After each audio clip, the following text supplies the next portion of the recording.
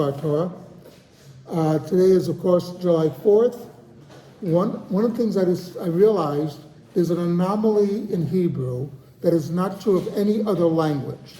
Most languages will translate the United States into whatever the United States is in that language.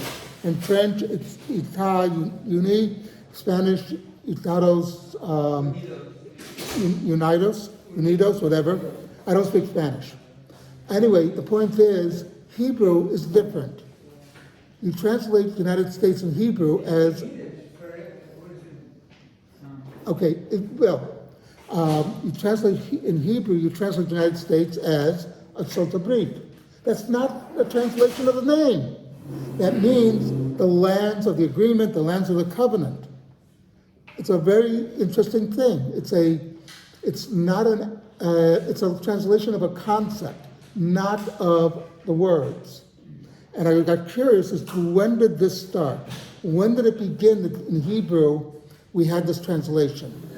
And I discovered it in a letter written in 1790 by a rabbi in Europe who used the phrase, and then it caught on from there.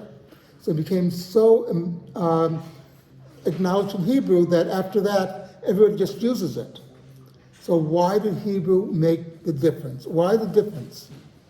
And the answer, of course, is Hebrew, and the Jews recognized the United States was unique among the nations.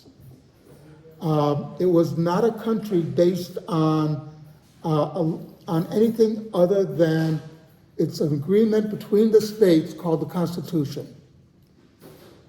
Anybody can become an American. Also, the United States was perhaps the first country that allowed anybody to become president regardless of their religion. There's a clause in the Constitution that states that there's no religious test to hold federal office. There's a whole long story of how that happened, but we don't have time to get into. But just suffice it to say that when the Vilna Gaon read the American Constitution and he saw that clause, he said, you mean there's a country on the face of the earth that theoretically a Jew could become president? Theoretically, at least according to law. This must be the beginning of the Geula. He actually recognized the American Constitution, written by Goyim, as something, or written by Gentiles, as something of the beginning of the Geula.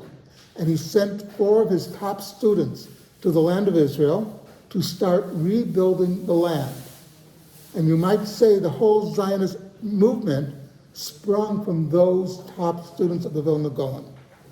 So there's a connection now between the United States and Israel because of this one particular clause in the Constitution. And we also see why in Hebrew, rather than translate the United States as Medinot Mochadot, but as Arsot Habrit, lands of the agreement or lands of the covenant. Something to think about.